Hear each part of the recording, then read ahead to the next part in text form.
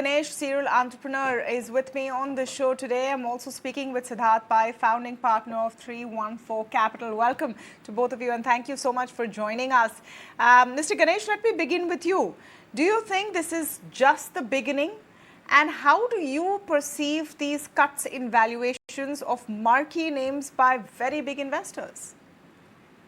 Yeah, I think there are two separate issues. Very clearly, startups are going through a very tough phase, whether it is layoffs, whether it is lack of funding, total quantum of funding, or the valuation cut, or even some startup, the governance issues that have come up. So it has been continuously a spate of bad news for the startup. This is clearly the down phase. But having said that, I think there are two different things here. On the funding winter, lack of funding, the deals taking more time, the ticket sizes coming down, not enough money available, people not able to raise money. All of that is genuine, serious concern affecting the startup. Therefore, the advice to conserve cash, move towards profitability, restructure the company, cut costs, all of that stuff. That's real, harsh, unfortunate. But fortunately, entrepreneurs have been through these cycles multiple times, so I'm sure they will handle it, but it is a crisis. On the valuation cut, let's be realistic. Nobody is crying. It's really nobody gets hurt, okay, right? Firstly, the valuations were astronomical. You could say inflated, unrealistic at that time. Now the correction has taken place. It is like correction of public stocks that happens, okay, right? Two, nobody has sold. The people who came in the last round at high valuation are not selling now. They all have anti-dilution protection. They get weighted average. So if the valuation comes to instead of 22 billion, if it's 17, it becomes 17 billion. The people who invested at 22 billion will get additional shares as if the weighted average is 17 billion. So they are not crying. As far as the founder is concerned, he managed to raise it at a high valuation, is inflated. Now it is reality check. So he may have to dilute a bit more. The weighted average formula ensures that he is still better off than if he had raised the money earlier at 17 billion.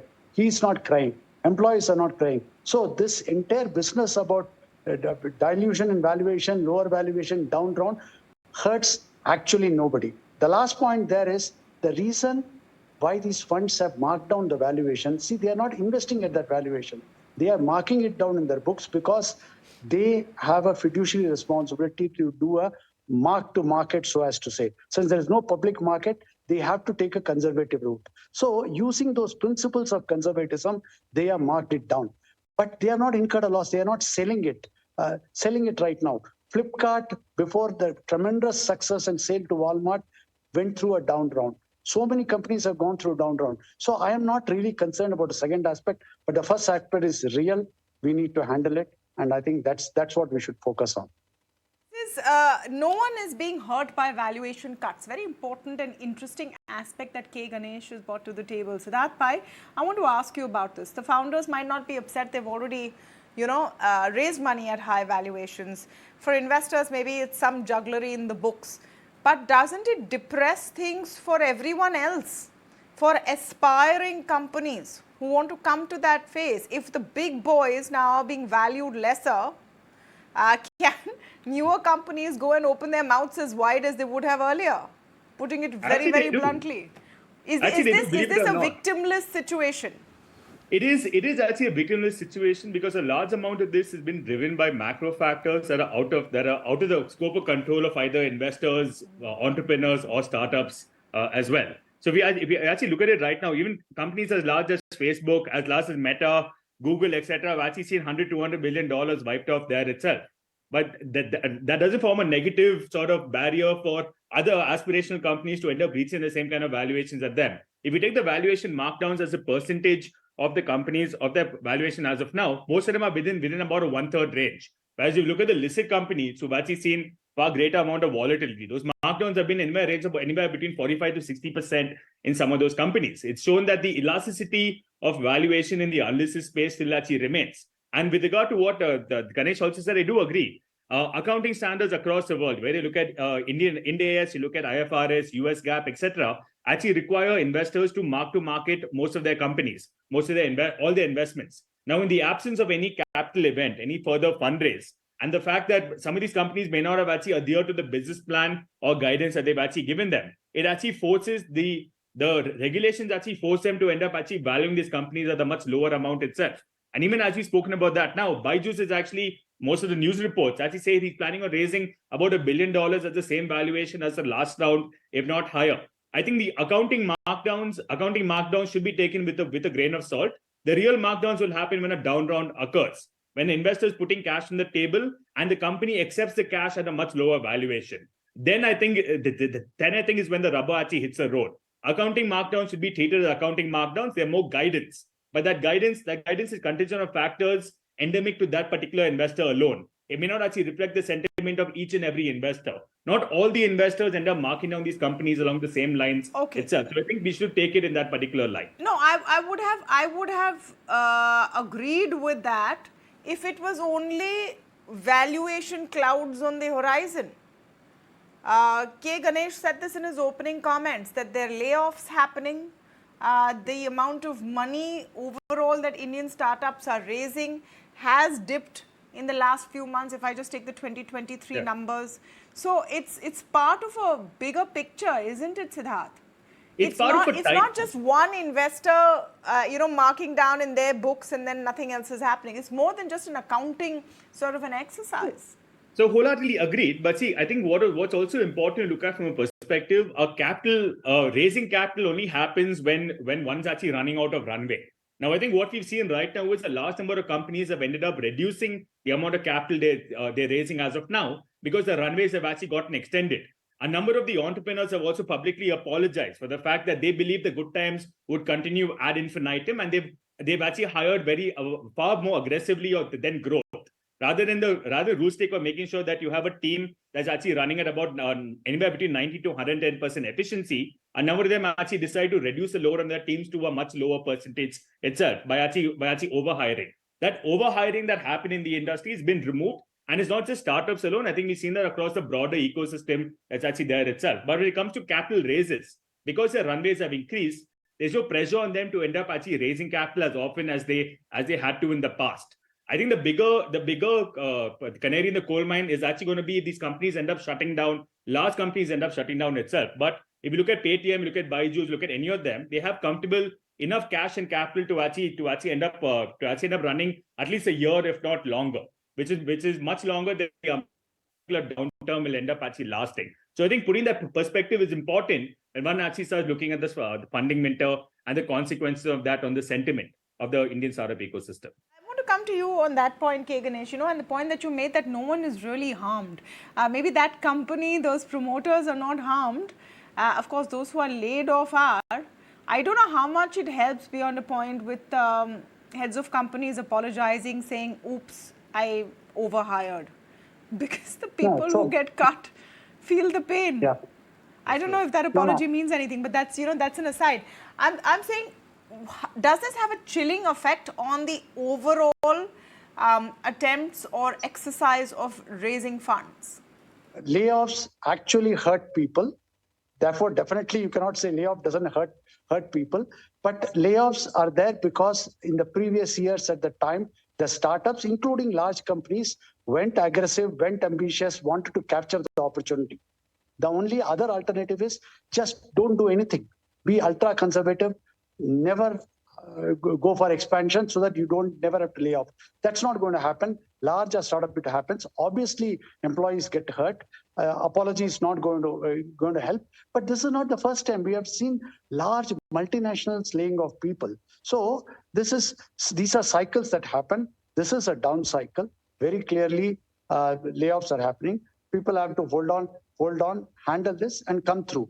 Just like previous cycles, the upswing will start. In another 1 year, like the Great Resignation, other things, we'll talk about how talent is not available, how salaries are increasing. In the same channel, we have talked about how people are Fair enough. I mean, you and I had that conversation a year ago, so fair enough. But it's not only about layoffs. I'm trying to understand the implications of what we are seeing. SoftBank's numbers were out earlier today. You're seeing big losses there. The India investments dropping. What kind of indications is that giving you? And now that's an overview, right? That's not about what one investor feels about one company. That's an overview and a larger picture you're getting from SoftBank. What do you make of that, Mr. Ganesh? Yeah, so that is consistent with what's happening in the public markets, what's happening with tech markets. The same thing you've seen for Amazon, you've seen for Netflix, you've seen for every company. Right now, the stocks are down. The market cap of technology companies are all down from their highs. The valuations private of startups are all down. So I don't, if unless you are a company that was having high burn, running out of runway, have less than 12 months of runway, you're out to raise money, then I see a challenge that you need to compromise, you need to bring down your expectation, you need to get realistic, raise a smaller amount of money, cut the burn, and then be satisfied with extending your runway. Unless you are in the Trishanku in-between segment, this is a valuation book accounting exercise. This too shall pass and do that. If you are a company which has more than 12 months of runway, you just go around executing the plan. If you are a company which have a lot more than that, or you're a company which are profitable and are not looking to raise money, this valuation change does nothing to you. Except if you are planning to go public, there are more than 250 companies apparently which has filed DRHP. They were planning to go public on the back of Paytm and Zomato, Policybazaar, Nykaa. Unfortunately, it has come sudden as a shock to them. So the number of companies waiting to go public with DRHP filed with a SEBI card, they are stuck in terms of not going public. Now, if they did not depend on the public money for survival, then they are okay.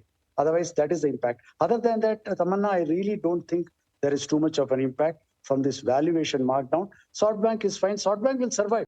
They are not crying. They will come up very well. They are not selling. They have marked it down on paper in their books. They are not selling at that price. Yeah. Only when you sell at that price do you have to book the loss and suffer the loss. Otherwise, it's a mark-to-market loss. And Siddharth made a very important point.